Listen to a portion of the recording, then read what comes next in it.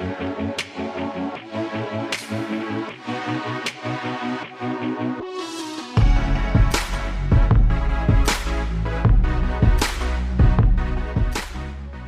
we are live. Welcome to the RG DFS Tournament Takes podcast presented by Yahoo, Week 9 edition. I am your host, Chris Kirkwood. Screen name Kirk D's here with my boy, the $1 Million winner, head honcho over at Occupy Fantasy, at Brian Jester FF. But Brian Jester is back with us again. How's it going, my man? Ready for Week 9? What's up, Chris? Yeah, man, we're almost at the halfway point. It's kind of crazy. It seems like we just started doing this podcast together, but yeah, season's flying by. I'm excited to keep it going. Yep. Some mistakes were made. Some plays worked out last week. I basically had a break-even week. I know we were talking before show that you had like a break-even week on Yahoo as well. Yep. A little rough on the DK streets. And it's been a weird football season in general. But I know big week is coming. I thought I was having a big week last week. I switched to Brandon Cooks. I got the beautiful Brandon Cooks touchdown garbage time where once the Rams backups were in, it was smooth sailing from there. It was a 3-quarter sweat to get there. But that was my big decision. I made one big pivot because I had a great lineup. I was telling you that I felt really confident with, but it had Ridley and it had AJ Brown, which would have worked out nice. But then all the last minute shuffling because of that, the bomb that dropped at like noon when Ridley was going to be out, left me scurrying, but I ended up making just one pivot, which I'm one I always do, and I'm usually alone on that island, is I always looking to pay down at B, right? And I went really far down this week. I went with the Jags, hoping, just because Geno Smith has just looked so atrocious. I was a little worried about it, but I was like, I knew the chalk would be the 49ers. I thought some people would play the Rams, but I didn't want to pay up for the Rams. Those people did well who did pay up for the Rams because that they ended up actually going with the AJ Brown lineup. That was the build. I think they sacrificed Cooper Kupp doing that, but I don't remember specifically. But anyways, it's funny. It's funny you played the Jags D, and we like mentioned for like a split second last week that Geno was one of the best values, and we both just like looked at each other and we're like, no, we're not going to say that. We can't play Geno. Yeah, can't do it. And then the whole reason I did that was because I wanted Brandon Cooks over Jacoby Myers. I just didn't think Jacoby Myers had a ceiling. I know that Cooks is a little rough, but just like I mentioned every week, his target share, the amount of targets, it's like I wanted some correlation with Cooper Kupp. So I went that route, and it paid off. But ultimately, those the AJ Brown lineups got me. Well, good news. Good news. You didn't play Jacoby Myers last week.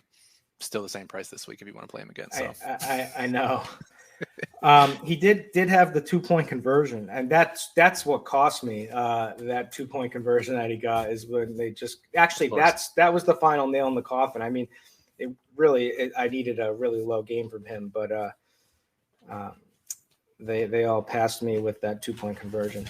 He did get in the end zone though. But anyways, this slate to me is it's the theme now at these last couple of weeks. So I don't feel really comfortable with anything yet at this point. I do like the QB plays. The big decision we were going to come into here was whether we were going to pay down with Taysom, right? Because it enables you to get a lot in your lineups, or go at the top end with like some of the better plays that we'll speak to in a second. So now that Taysom Hill is not going to be the starting, Semion's going to be starting. That kind of knocks that out. There are some other plays there, but running backs, I don't have any clear cut. I guess we'll get into. There are some good plays. I just don't really feel great about any of them.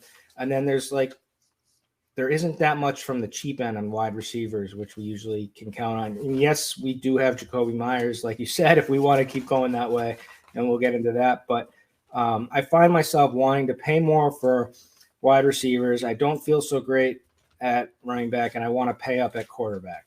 I mean, that's kind of how it looks. Yeah, I'm on the same page, right? Normally we're able to identify just very clear values at every position, and none of them stand out that much, especially at running back and wide receiver. No clear mispricings. There's some guys that are underpriced, but nothing like we normally see. So I agree with that assessment, and I think makes this week a little bit tougher than usual. Yep. So we got 11 games, 2 games this week with a 50-point total, and it's right on 50 points for each of them. It's the Vikings at the Ravens. Ravens are -6 with a 50-point total, and then we've got the Chargers traveling to Philly. Chargers are -1.5 with a 50-point total. We do have 2 different teams with the highest team totals. So the Bills are checking in with the highest team total by 2 points at 31-point team total. They are 14.5-point favorites. They do get that Jags D that I watched every single play of last week, and they were just abominable, atrocious.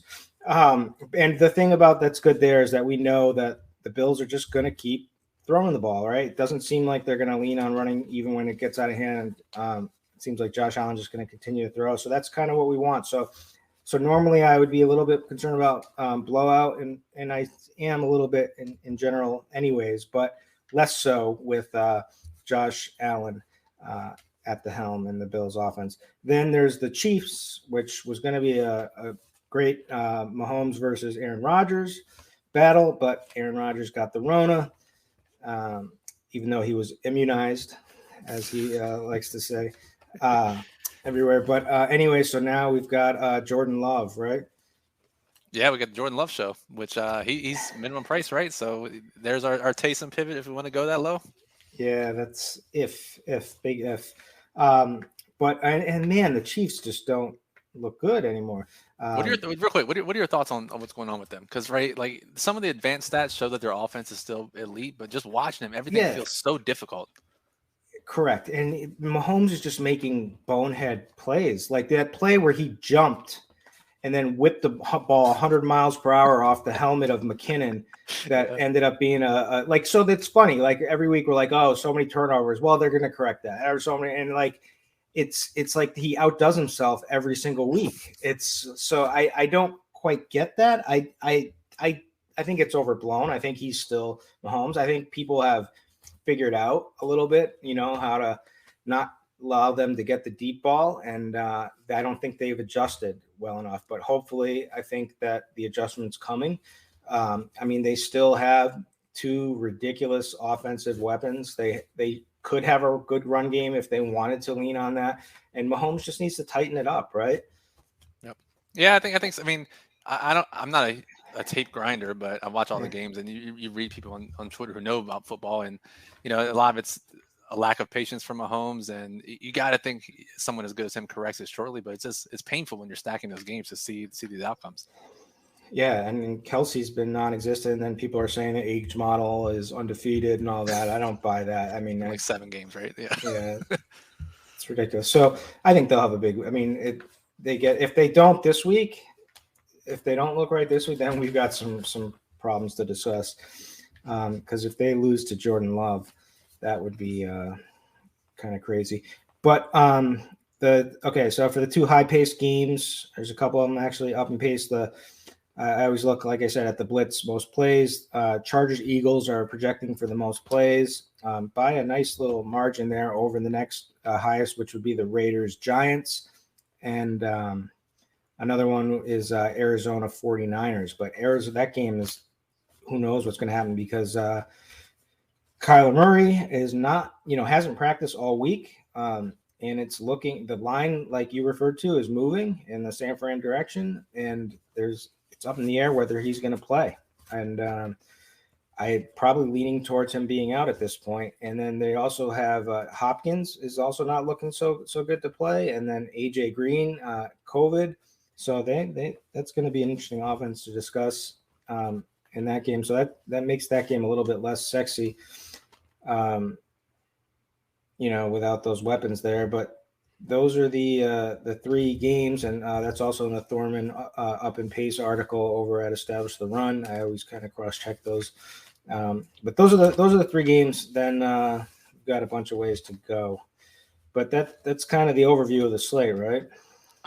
And again, not that exciting, right? It's normally, at least in previous years, maybe earlier in the year, we could identify amazing game scenarios, but like I mean, the Raiders and Giants, right? And then last week we were talking about the Panthers and Falcons. Like, it's getting rough out here with picking the right game stacks. But with the research, we'll get it done, and I'm sure we'll find some gems here. Yep. All right, let's start it over at quarterback. But before we do that, let's take care of a little bit of housekeeping. If you aren't playing at Yahoo, you should be playing at Yahoo. If you're listening to this pod, you probably already are playing at Yahoo. But anyways, they offered a lot of new things this year with new single game slates on Monday, Thursday, Sunday night football games. Those have been pretty fun, although it's the FanDuel scoring. It's not the captain price doesn't change if whoever you take. So you just got to pick the captain. But I like max entering those. I've been max entering every one. I find it pretty fun to play, actually. Also, they have a new NFL Live final this year, which, sorry to say, I have not qualified for yet. I was actually hoping that they would be doing like satellites and things like that, but They're not. But you got to get like first in the baller, and I haven't had a baller sweat. Speaking of the baller, it's the best contest in the industry, $1 million baller. It's a $20 entry fee. There is massive overlay. They have been putting in the pot $200,000 on a weekly basis. So there's $200,000 of Yahoo guaranteed overlay. There is no management fee. There's actually a negative 25% management fee, which is just insane. Everybody's coming over there and playing there. New names, familiar names that are new to Yahoo, I'm seeing on a weekly basis. I'm recognizing a lot of new players over there.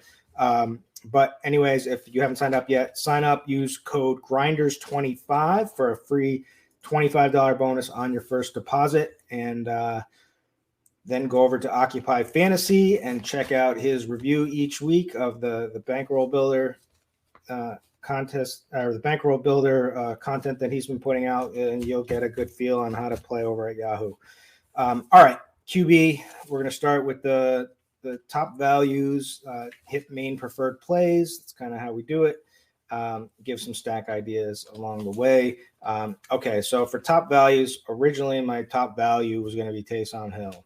Going to cross off all of that, and I'm going to say the only I'll leave Jordan Love for you. Thank you. But the guy that I could consider, I think, at this in kind of the lower range, I'm looking at Daniel Jones. I kind of mention him every week because he was doing well in the PFF graded quarterbacks, and also you get that rushing upside with him. Now it does have a decent matchup against the Raiders. Ruggs, what an unfortunate situation that was. Just absolutely crazy. It just blows my mind. Anyways, though, so this team has had a crazy amount of stuff they're going through, right? Like with Gruden and being gone and the new coach, and then now this Ruggs situation is just terrible. But anyways, they're going to play football. They've got to play football. They're going to Giant Stadium. They're 19th in DVOA versus the pass. There is rushing upside. The Raiders do give up the sixth most QB rushing yards. The problem is that Daniel Jones hasn't been rushing much lately. Only 53 rushing yards over his last 4 games. I don't know if that's because of the concussion that he suffered. They're trying to keep it a little bit safer. But overall, typically Daniel Jones, we want that rushing upside from him. We think we're going to get it. So I think we can be a little bit more optimistic. And, it's probably just a blip on the radar, and he will need to run. But, it is a concern.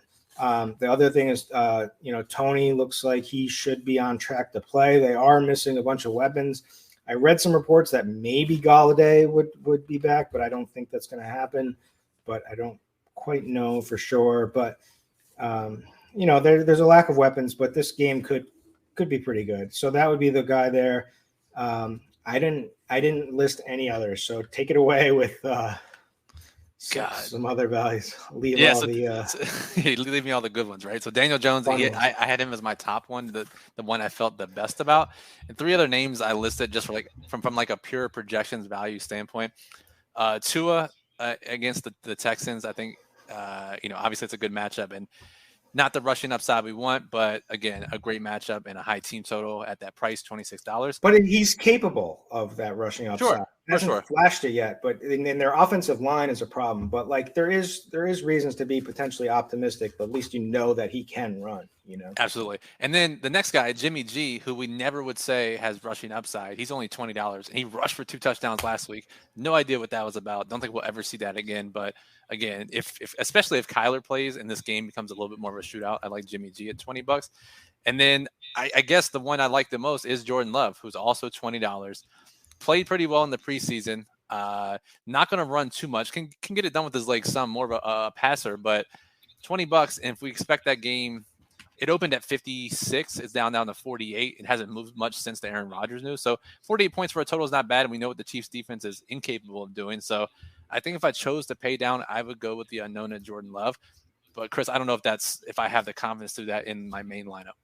It's just scary, right? You said it, the unknown of Jordan Love. Like that's what it is, the unknown. He hasn't played like a meaningful NFL snap like yet.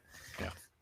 And now he's facing a Chiefs team that, yes, their defense has been bad, but they need a win here. They need to correct things. They're going to be laser focused on this game. It's probably they're probably going to be sending pressure at him, coming at him hard. And so we'll see how it turns out. I don't think I could do it. I get it on like DraftKings where he's so cheap and it just really helps the overall lineup construction. I just don't see I just feel much better with Daniel Jones, as gross as that sounds in general, because you're playing with fire with Daniel Jones, but they're at home, and I can get rushing upside, and I just feel a little bit better. And I would feel better with Tua as well. I mean, it's against the Texans. I would play head chopper at quarterback against the Texans, if he was available. Yeah, there's nothing else. I don't see there's nothing else I really want to even discuss from there. Like you hit Jimmy G. I think it's worth it, especially. I mean, I expect especially with what Arizona's going to end up doing. They're so decimated, but Jimmy G's price is just so cheap that at least you know what you're getting with him. And yeah, it was crazy to see him get in the end zone from a rushing standpoint last week. And I guess I would take him over Love probably at this point, but I don't feel good either way. No. So who's the main line of guys that you're looking at? I know your boy Josh. I mean, there's two. I mean, it's the same ones pretty much every week. So it's Lamar because he's 36 as opposed to 40. He gets the Vikings game. This game should be pretty good, I think. Should be competitive. Vikings 20th DVOA versus the run. Vikings D is injured. They're losing a Daniel Hunter, which is a big edge guy, plus their cornerback and Patrick Peterson. So from there, Lamar's passing options are the healthiest they've ever been.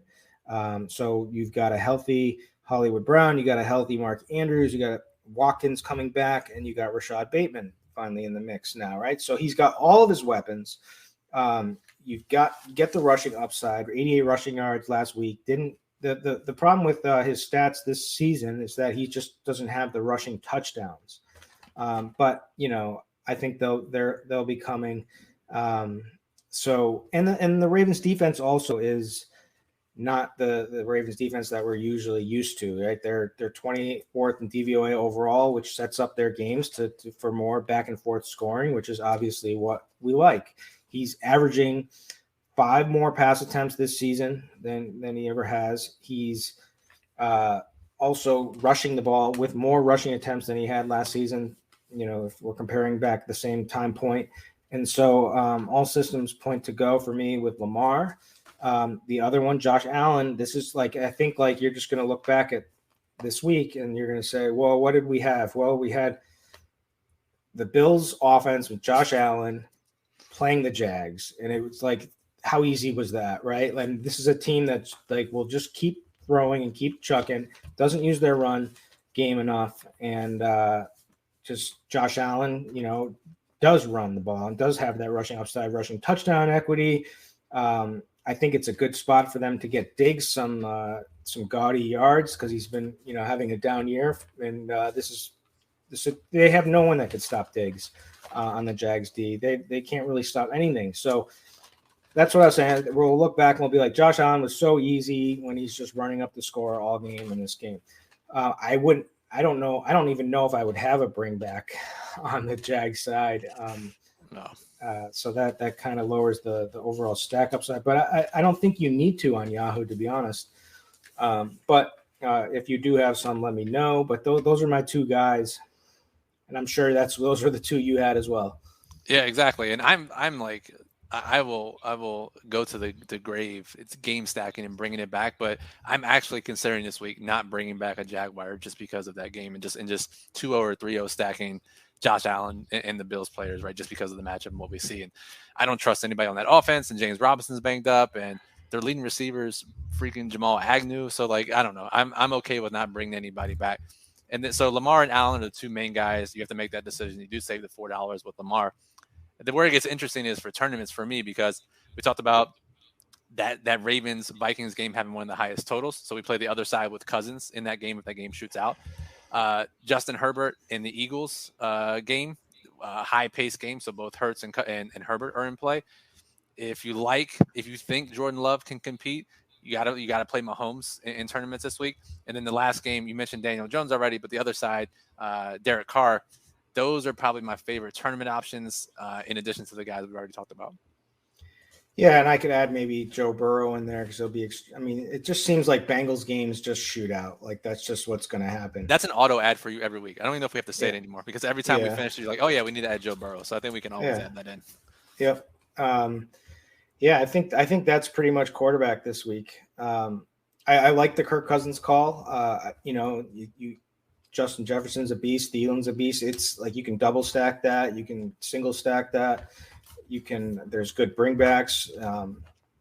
So and bringing it back is definitely going to be a little bit more unique this week with bringing it back with the Ravens as opposed to pairing it up with Lamar. I mean, Lamar is going to eat so much ownership that's just a natural way to go. So I like that a lot. I don't really have much else. I mean, could Baker Mayfield come out of the woodwork and actually do something for once? If you want to try it, go for it. I won't be. $22, but I think that's quarterback. I think that gives us enough tournament builds. I do like that Herbert call as well. I think that's a good paced game. You can Eckler's going to be really popular. You can even play them together. I'll probably put like a rule where I'll drop Eckler down a little bit in some of the percentage by probably about 10%, and just to try to get less of them combined, without throwing them out. But Keenan Allen, Mike Williams, even the tight end option, Cook could be in play as well. But I like that. Jay, we didn't mention Jalen Hurts. Yeah, so and we mentioned this last week, and I mentioned that he's been saving himself in the fourth quarter of all these games, and that a floor game was going to come at some point. Of course, it's against the worst team in the league, the Lions. They just didn't have to pass the ball. So that's always in the back of your mind now that's a potential possibility for Hurts. But against the Chargers, I know it's obviously a much tougher defense, but they should have to pass the ball a lot more this week. Yeah, the only worry there is that it seems like the Chargers just allow teams to run. Right. And then so maybe Boston Scott gets fed. But yeah, that floor came crashing hard. And it's crazy too, right? Like they won 44-6. So you would have, like, if you knew that, you would have thought he had at least like a really solid first half or something, right? But it was just the awful run out with Hurts. Yep. All right, let's move it on over to wide receiver to complete our stacks here. Top values. This is, again, I don't really feel good about many top values. I wrote down two. I'm not sure if you're going to like one of them or not. I'll just lead off with that. Jarvis Landry.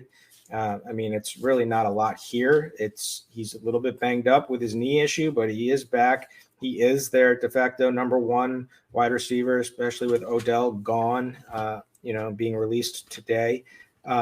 So Cincy, like I said, it just seems like their games just shoot out, and it's a matter of fact just going to happen every week. They're 20th in DVP to the wide receiver. that's all I got. But Jarvis Landry is at least a capable wide receiver that I know, is on the same page with his QB. And so I can get behind that. The other guys, I'll go right back to Brandon Cooks. And my reasoning there is, well, you do get the upgrade this week with Tyrod. You do get a softer matchup. I mean, the Rams are just a brutal matchup. Miami is just a much softer matchup for him. And then you start looking at like all the advanced stats for wide receivers, and you see that he's fourth in target share, 30%. He's seventh in targets. He's fourth in receptions, 51 receptions on the year. He's 10th in receiving yards. And, he's doing this with no quarterback. And so it gets a little bit of an upgrade with Tyrod. Miami has been playing terrible defense against the pass. They're 26th in DVOA versus the pass. They're 30th in DVP to wide receivers. Their secondary is getting healthier. Xavier and Howard is getting healthier, but they're still giving it up. And then I listed one more, Hunter Renfrow, and that's just as simple as Ruggs is gone. Can usually count on like a 5-reception floor for this guy. Giants give up a ton in the slot. So that's what I was thinking for like, and I didn't put down for value. I didn't put down any of the lower range. Maybe you got a couple of guys there, like for like the $10 to $12 range or something. Right. So Landry, Cooks, Renfro, those mid-range guys that are too cheap that actually have decent outlooks compared to some of the cheaper guys that just project well from a projection standpoint that you don't feel great about putting into your lineup. You mentioned Cooks, and obviously I love the Cooks play. I wanted to get your opinion. How crazy is it to stack that game, right? We already mentioned Tua as a value, obviously Brandon Cooks. We might mention Gaskin in the running back section, but that's a rough game. But how do you feel about stacking that game? I like it. I just think it's there's just more opportunity now. Tyrod should help this offense a little bit. They got going at least in the final quarter against the Rams. Maybe they pull a little of that momentum. Miami side, I certainly do like. You liked Tua. I can get behind that. They're without Devontae Parker again this week. So Waddle is certainly is probably going to be popping and is definitely a good wide receiver play. I probably should have wrote him down. I didn't, but I should have. I don't know how much if you want to get a little bit crazy and go, are you thinking about like using a running back, or are you thinking of, besides Gaskin, or I'm talking about like the Houston side, or are you thinking about talking to anybody else? It's just Cooks, right? I think, yeah. I mean, I was looking this morning. I was like, who else would I even stack from this offense? I don't think it's anybody else. It would just be Tyrod and Cook. So, I think that would be it from that side. But going back to the receivers, so right, like the projections, cheap value guys are Jamal Agnew, min price, Mecole Hardman, $11, Jacoby Myers, his weekly segment in this section, he's $13 once again. I don't feel fantastic about any of those guys. I guess you can include Devonta Smith, right? Obviously a tough matchup against the Chargers corners, but if we like that game environment, eventually he's going to score a touchdown since week 1. So, but to me, the guys I highlighted were this, and I guess they're technically values, and maybe there's a transition to our main preferred plays. And these are the guys I always like to target on Yahoo. They're a little bit underpriced. They're in that $20 range, but they should be more expensive. For me, it's Marquise Brown, Justin Jefferson, Stephon Diggs. Yep. I'm with you on those. I wrote down, I feel a little bit better about the higher range. I feel like Tyreek Hill is going to have a massive game. So I wrote him down. But there's nothing really to even say there. He had 18 targets last week versus the Giants. He didn't have the long plays, so they've been taking those away. But still 18 targets, explosive speed.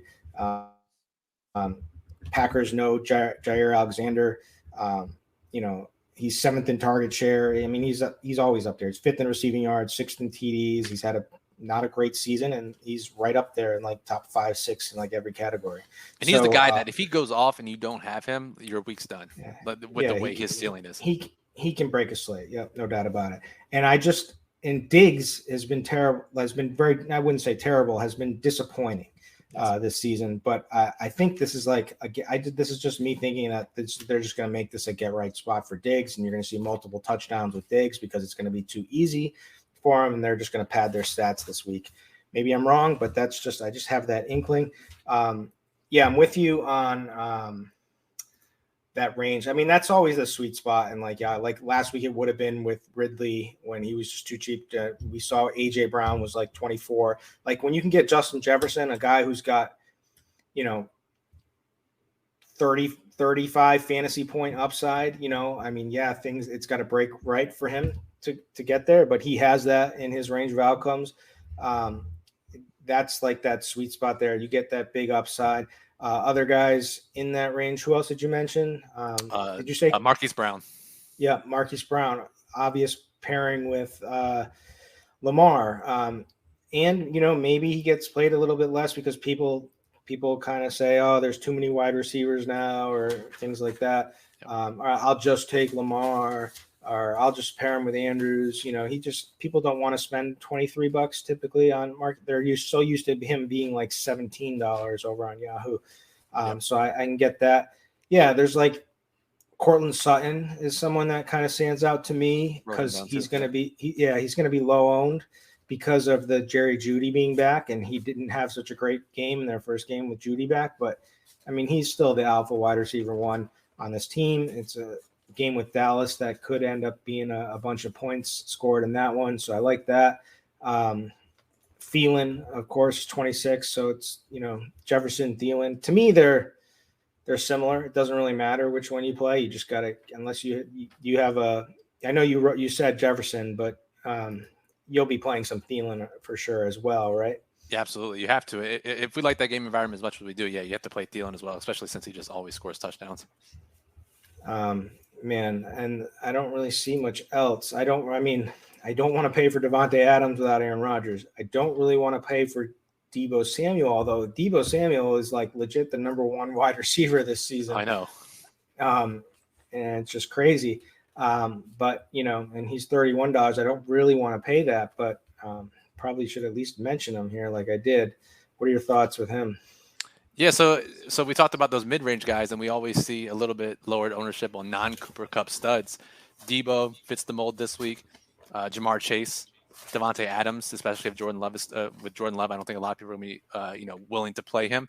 So those three in particular stand out as guys who have massive ceilings, have shown massive ceilings, but won't be as highly owned this week just because of those other guys we've already mentioned. And if the pairing of Deebo and Jimmy G is oh man, now we're talking is $51, right? So yeah. it's like you're getting him at 25 and you're paying 25 for Garoppolo, which if Jimmy G was $25, we would and they lowered the Samuel, we would probably be playing that just the same as well. So that's a good pairing. Keenan Allen, I always like.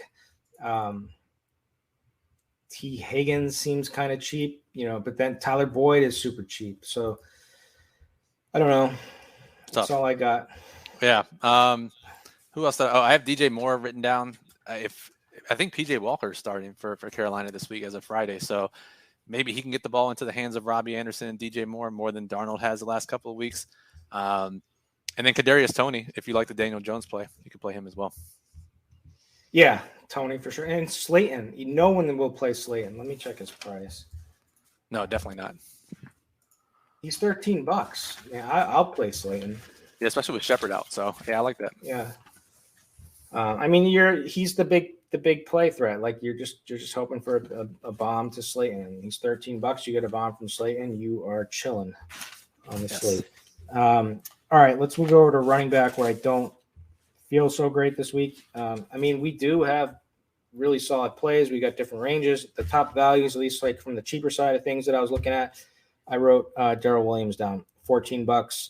You're getting the Chiefs offense. Maybe they run a little more with because Mahomes has been so erratic. That's wishful thinking, I think.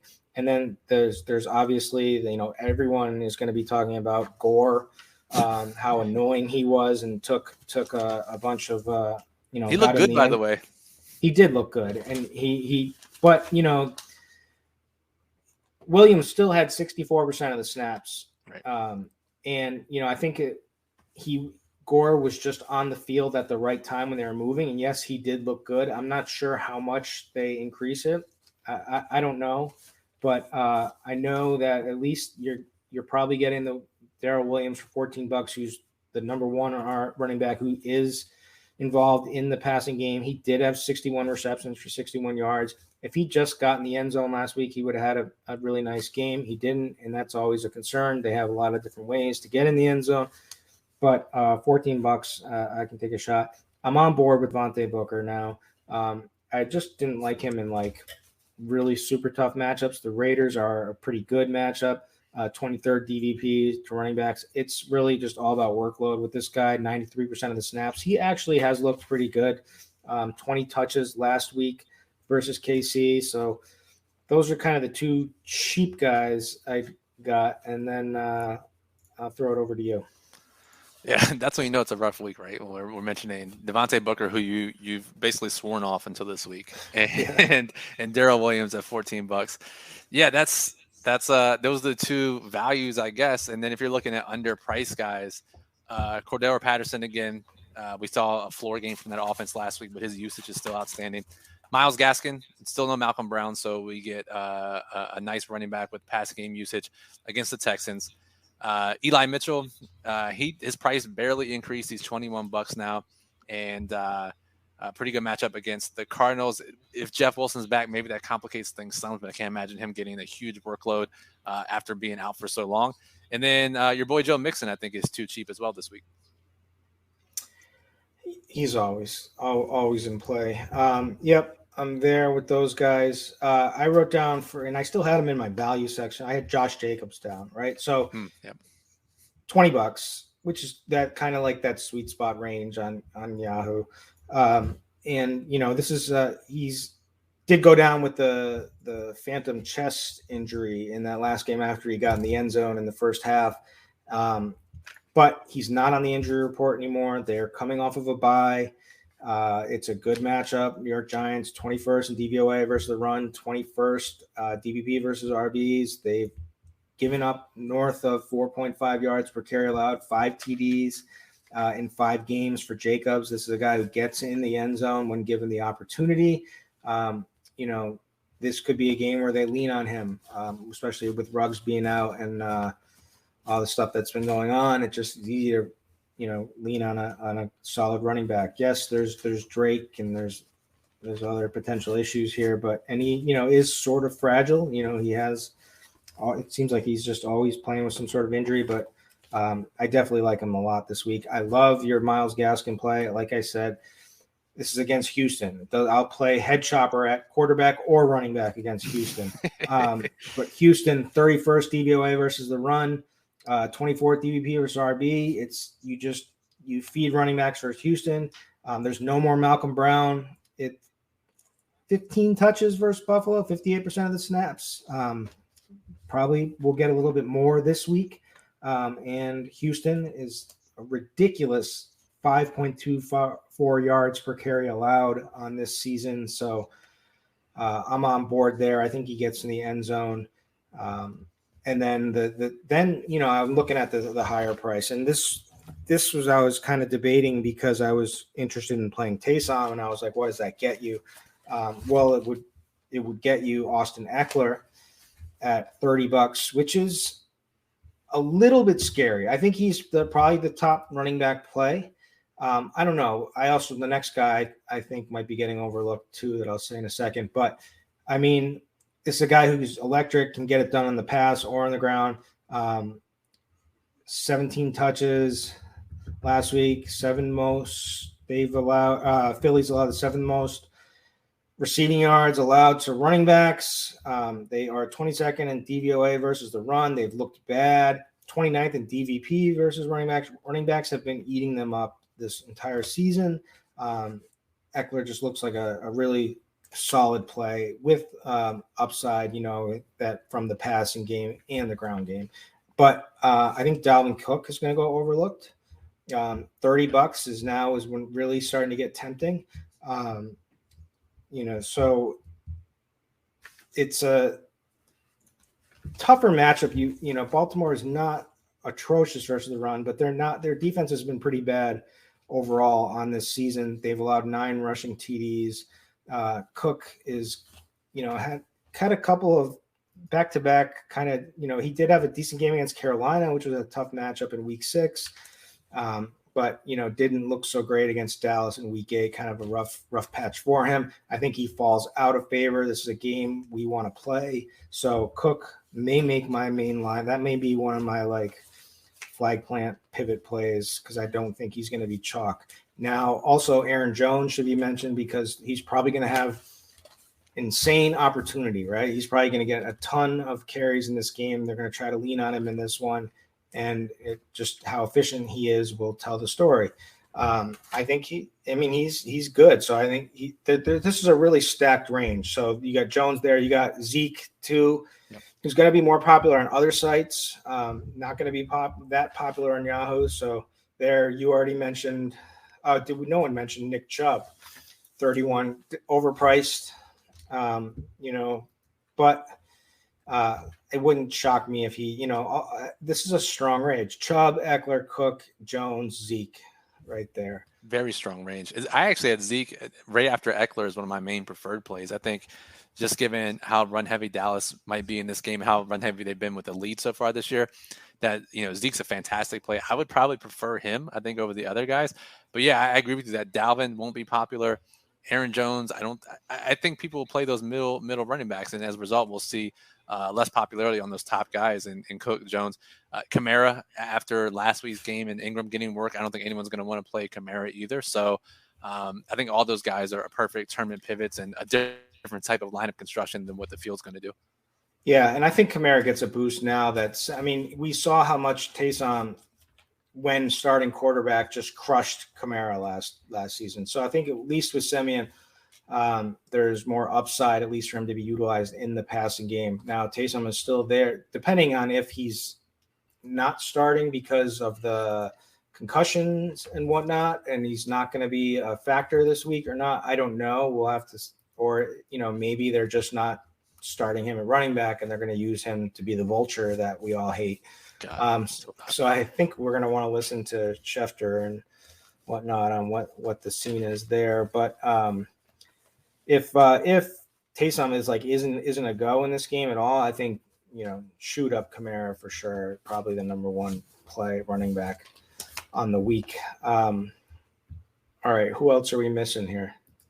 I think we nailed all of it. I'm just checking my list here. I did have Chase Edmonds, but if Kyler's not going to start, I'm not sure I can play that. Yeah, I don't know. But there's also no, if Hopkins doesn't play either, and he is utilized in the run game, it would make sense to be like check down. Edmonds could eat in that scenario, and he's cheap, right? Yep. So I can get on board. He has been battling injury a little bit, but another cheap guy, Boston Scott. A guy that we know who can get it done in the past, and he, 12 rushing attempts for 60 yards last week against the Lions, only one target. But this, the Chargers do just, dare teams to just run on us, and they try to take away any kind of deep passing whatsoever. So I think he could be okay. I don't feel great about it, but it's worth a mention at least. I agree. All right, let's move it on over to tight end. I feel good about one, and I always feel good about him, but it hasn't quite worked out so well this year. I'm going to skip the value range. There is no real. There's two values I think that we can touch on. You were talking about one, Albert O, because we both can't pronounce the name. But he's Fant's back up. If Fant is out, a guy that is supposed to have a good athletic profile and have rushing good receiving prowess. So I think he could be in play. I think it's risky on Yahoo. I think he's good for the baller for sure. But main lineup, I'll probably avoid it. And I think the other guy is just from a volume standpoint, it would be Dan Arnold, who got 13 targets last week. Yep. Or no, sorry. He's $13, got 10 targets last week. My mistake. Jumbling here. And then there's the top end. So Darren Waller's my guy. Hopefully he's healthy off the bye, which is what all indications are looking like at this point. Giants D is banged up. They probably put Bradbury on Bryan Edwards now, I would think. So I think there's going to be a lot of eating between Waller. It depends. I like this game all from every angle. I like Jacobs. I like Waller, and I like Renfro. So I'm probably going to have to make some decisions. But Waller seems like an automatic play. at least for the main lineup. And then there's Mark Andrews, there's Dallas Goedert, there's Kyle Pitts, there's Mike Gesicki, and George Kittle is back, but I can't imagine him doing much. But I just wrote him down. I mean, it seems like you're going to want a good tight end this week. Yeah, we actually get all the guys back on the slate with Andrews, Kelsey, Waller, Pitts. So yeah, Pitts obviously has the downside of getting the defensive attention without Calvin Ridley. So for the main lineup, you're probably not playing him. Waller, I agree. Kelsey, we're unsure about just given his recent production. Are we going to pay that price?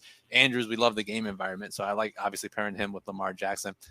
I'm really big on Albert O this week. Like you said, I don't think you need to play him in your main lineup, but for tournaments, I think he's one of the best plays.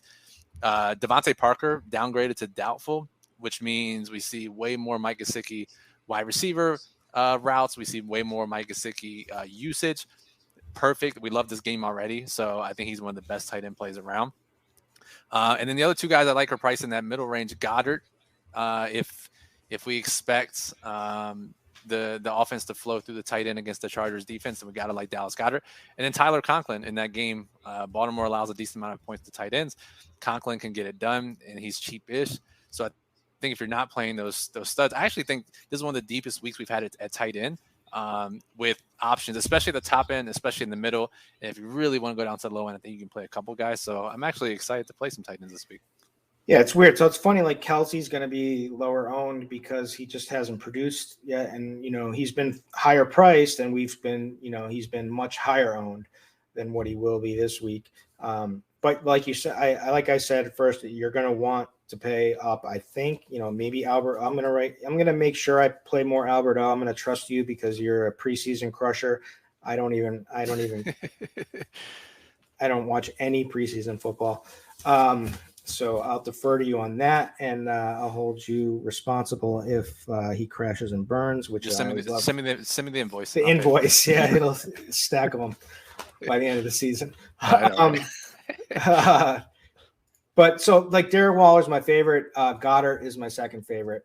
Goddard is just trending upward, right? Like Ertz is gone, so he's now season high targets and yards over the last 2 weeks.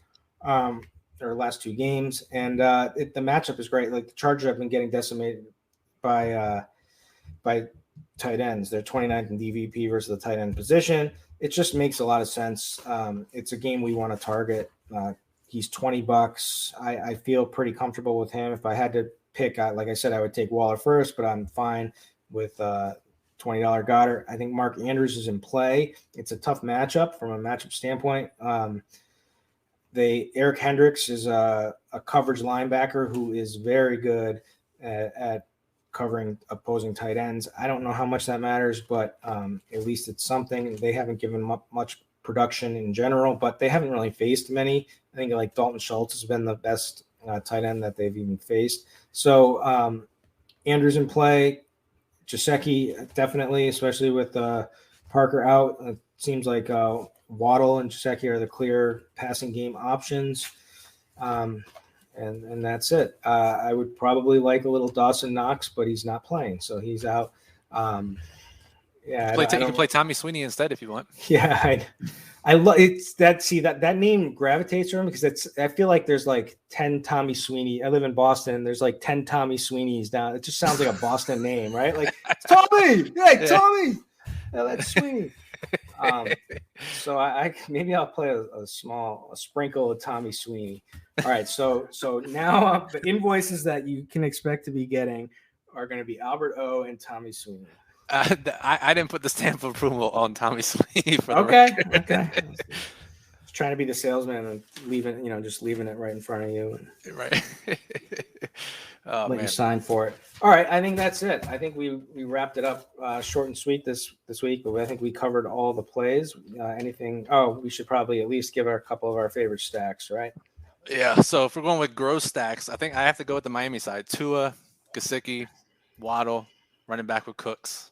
For the best stack, I think I'll go with Kirk Cousins in that side of the game for tournaments only. Kirk Cousins on that side of the game with Jefferson, Thielen, and running back with your favorite Raven. I'm leaving the show with more love for the Vikings side. But I do like Cook, so I'm gonna have a bunch of exposure either way to that with Cook or with the passing game. Let's see. I mean, obviously I just think this is a blow up spot. So my chalk stacks and probably going to be my main lineup stack. We'll see. It's going to be Josh Allen to Diggs. I just think they're just going to run it up and get him his production. But man, if I want to go a little bit off the board here.